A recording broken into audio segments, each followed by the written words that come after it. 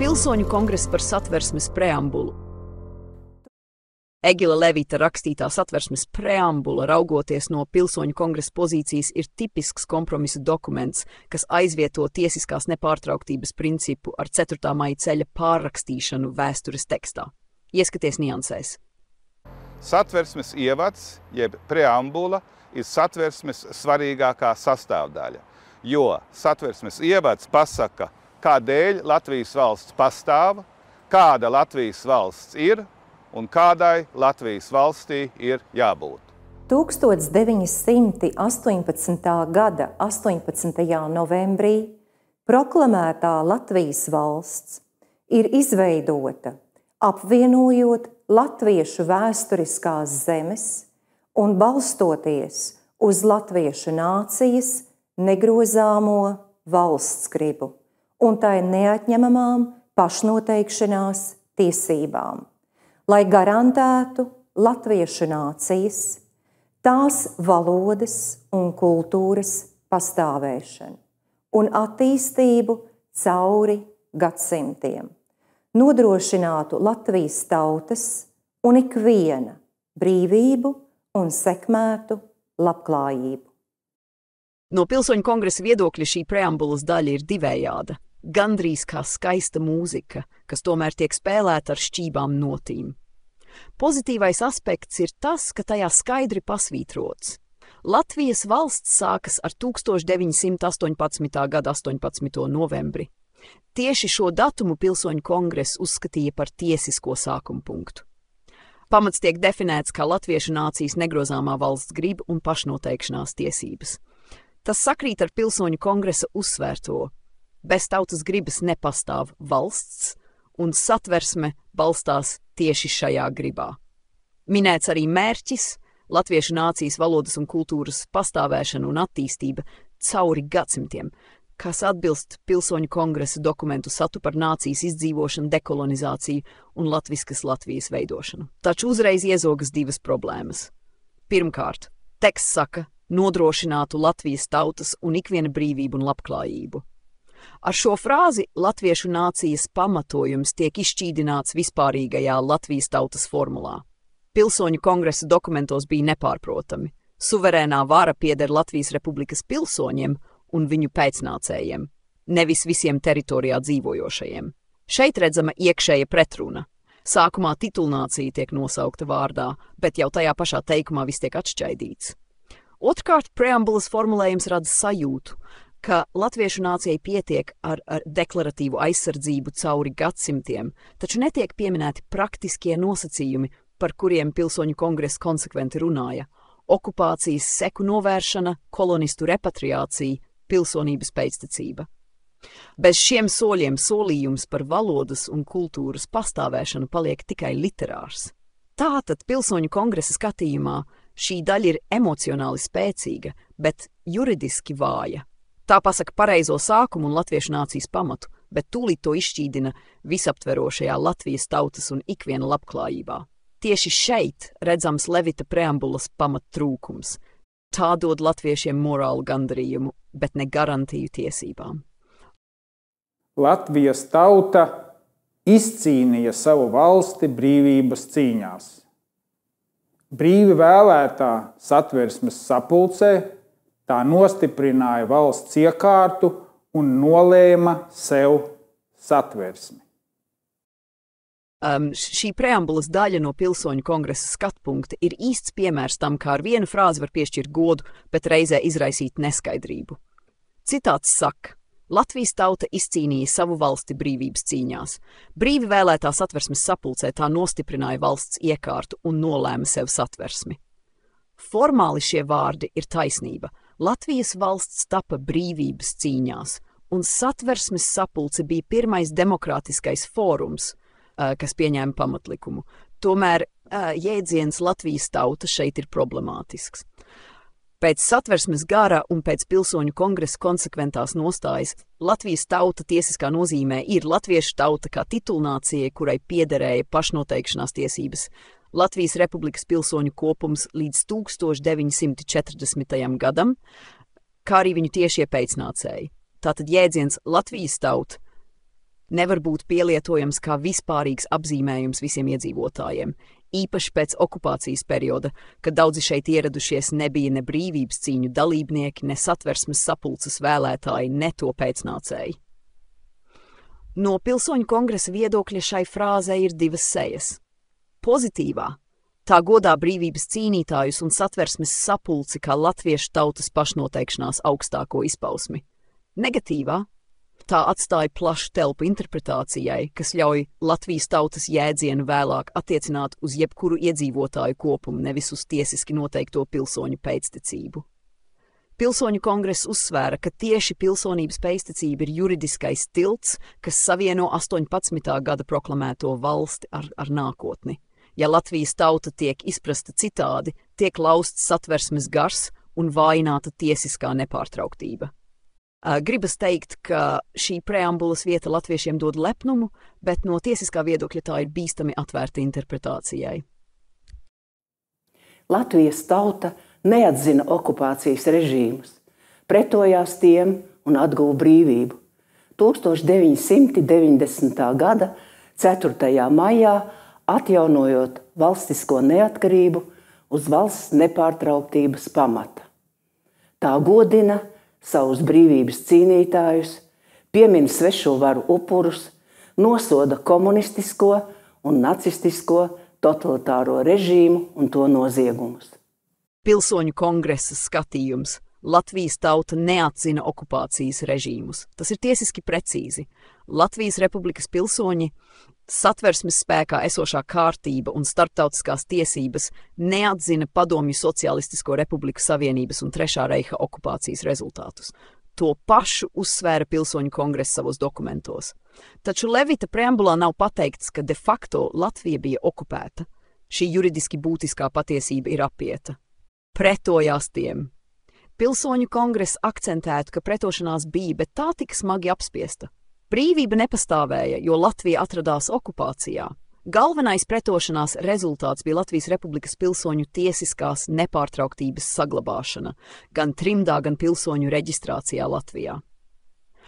Arī šeit preambulas frāze izklausās skaisti, bet neatspoguļo reālo stāvokli. Tauta tika masveidā apspiesta, deportēta, kolonizēta.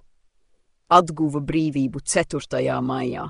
Šis ir lielākais klupšanas akmens. Pilsoņu kongress teiktu, 4. maijā netika atgūta brīvība, jo okupācijas armija joprojām atradās Latvijā, netika veikta deokupācija un dekolonizācija, netika atjaunota pilsonības pēctecība. Tātad tas nebija brīvības atgūšanas akts, bet tikai politisks deklarējums, kas apstājās pusceļā, uz valsts nepārtrauktības pamata. Pilsoņu kongress būtu piekritis tikai ar nosacījumu, ja nepārtrauktība būtu īstenota caur pilsoņu kopumu un Satversmes darbības atjaunošanu. Reāli 4. maija ceļš šo pamatu pārrakstīja, ieviešot nulles variantu un naturalizācijas politiku, kas grauj nepārtrauktības jēgu. Godina brīvības cīnītājus, piemin svešo varu upurus, nosoda totalitāros režīmus. Šī daļa sakrīt ar Pilsoņu kongresa dokumentiem. Arī kongress konsekventi nosodīja gan komunistu, gan nacistu režīma noziegumus. Tomēr Pilsoņu kongress būtu prasījis arī praktisku seku novēršanu, vainīgo saukšanu pie atbildības, okupācijas radīto zaudējumu kompensāciju, pilsoņu tiesību pilnīgu atjaunošanu. Secinājums. Pilsoņu kongress redzētu šo preambulas daļu kā skaistu, bet maldinošu formulējumu. Tajā ir pieminēta nepārtrauktība un brīvības cīnītāju gods, bet patiesība tiek sagrozīta ar vārdiem atguva brīvību 4. maijā. Patiesībā šajā datumā netika atjaunota Satversmes darbība, netika atjaunota pilsonības pēctecība, un Latvija vēl bija okupēta. Tātad Pilsoņu kongresa balsī šī daļa būtu raksturojama kā retorika bez tiesiskā seguma, mūzika ausīm, bet ne neatkarības garantija. Latvija, kā demokrātiska, tiesiska, sociāli atbildīga un nacionāla valsts, balstās uz cilvēka cieņu un brīvību, atzīst un aizsargā cilvēka pamatiesības un ciena mazākumtautības. Latvijas tauta aizsargā savu suverenitāti, Latvijas valsts neatkarību, teritoriju, tās vienotību un demokrātisko valsts iekārtu. Pilsoņu kongresa skatījums – demokrātiska, tiesiska, sociāli atbildīga un nacionāla valsts. Formulējums ir plašs un skaists. Nacionāla valsts šķiet saskan ar Pilsoņu kongresa redzējumu par latviešu nācijas valsti, kas balstās 1918. gada proklamācijā. Taču pārējie epiteti sociāli atbildīga, tiesiski ir ļoti vispārīgi.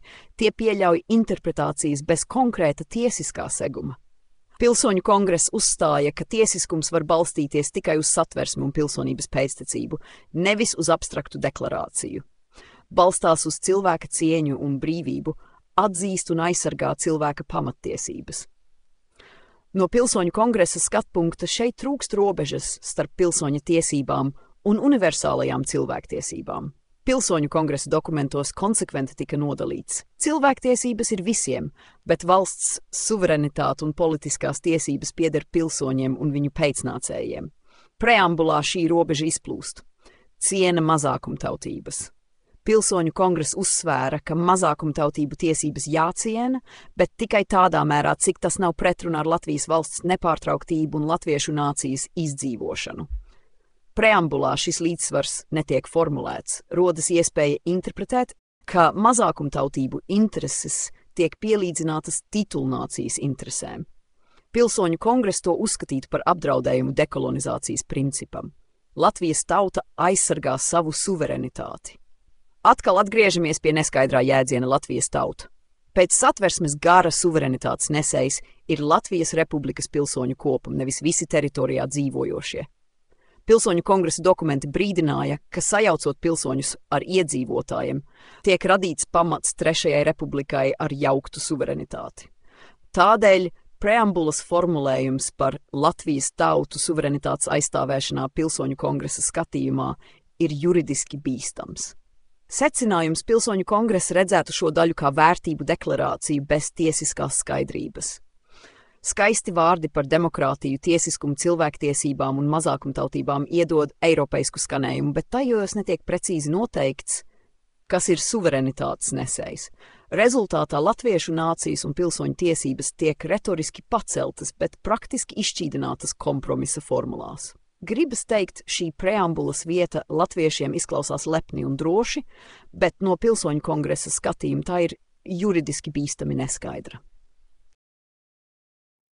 Latvijas identitāte Eiropas kultūra telpā kopš senlaikiem veido latviešu un lībiešu tradīcijas, latviskā dzīvesziņa, latviešu valoda, vispār cilvēciskās un kristīgās vērtības.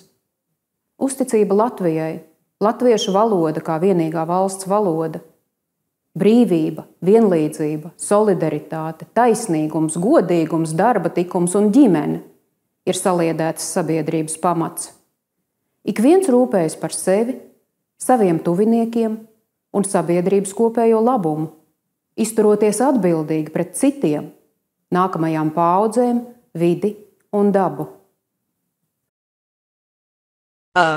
Šī preambulas sadaļa no Pilsoņu kongresa skatpunkta ir īpaši interesanta. Tā vienlaikus ir ļoti emocionāli spēcīga un tajā pašā laikā juridiski problemātiska. Pilsoņu kongresa skatījums – latviskā dzīvesziņa un tradīcijas. Šī atsauce ir emocionāli ļoti nozīmīga. Pirmo reizi konstitucionālā līmenī tiek ierakstīts, ka Latvijas identitātes pamatu veido latviešu un lībiešu tradīcijas, kā arī latviskā dzīvesziņa.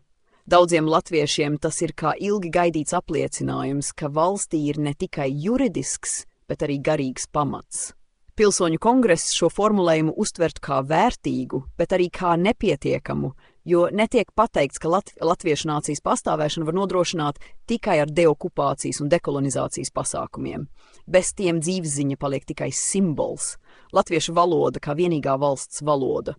Šeit preambula nostiprina principu, kuru Pilsoņu kongress jau 1990. gadā uzskatīja par pašsaprotamu. Valsts var pastāvēt tikai ar vienu valsts valodu.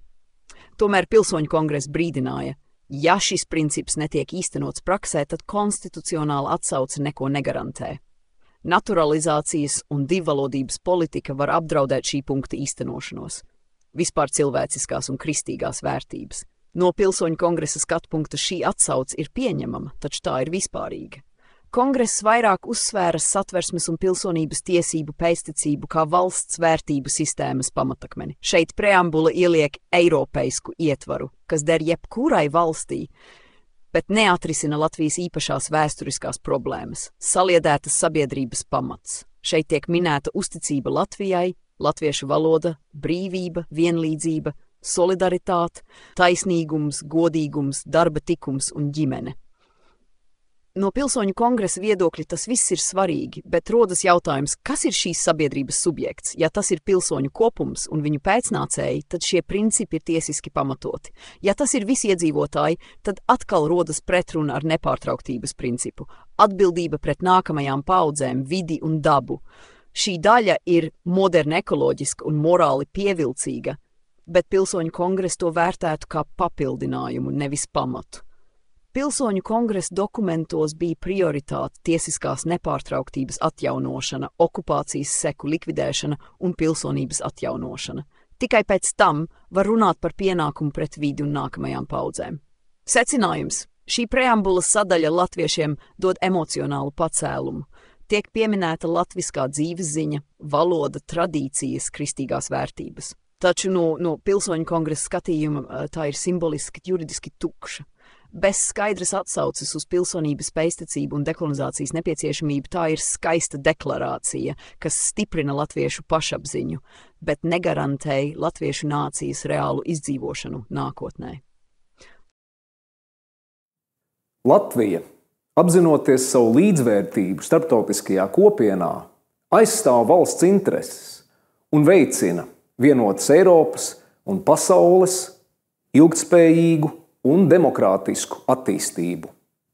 Dievs svētī Latviju! Šī Satversmes preambulas nobeiguma sadaļa no pilsoņu kongresa skatpunkta atklāja divus pavisam atšķirīgus slāņus – politisko un garīgo.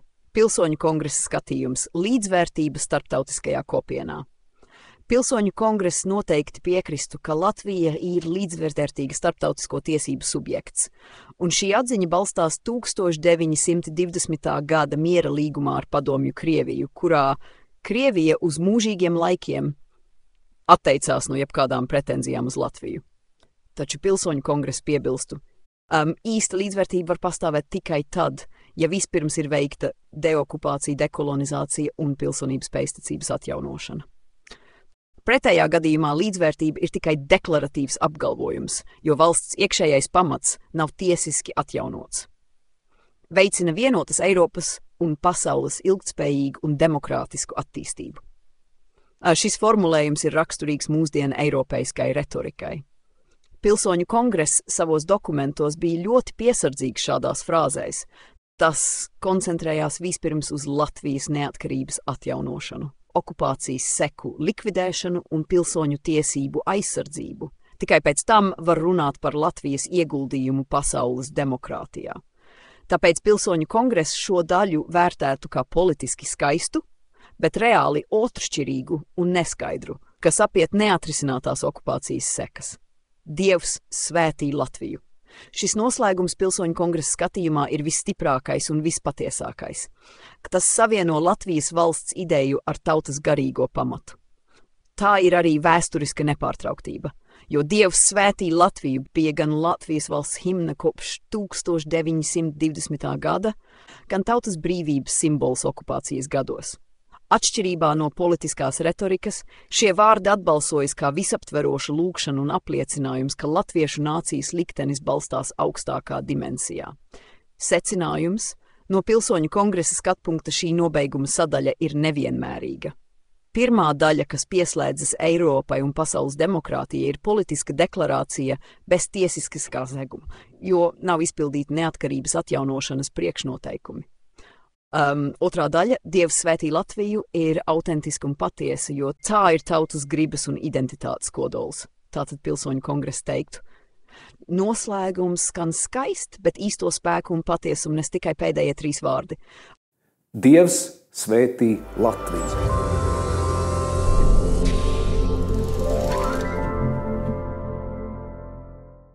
Nobeigumā Egila Levita preambula ir svešķermenis satversmē. Tā ar skaistiem vārdiem piesedz okupācijas un kolonizācijas seku nostiprināšanu, aizstājot tiesisko nepārtrauktību ar politiskās nācijas konstrukciju.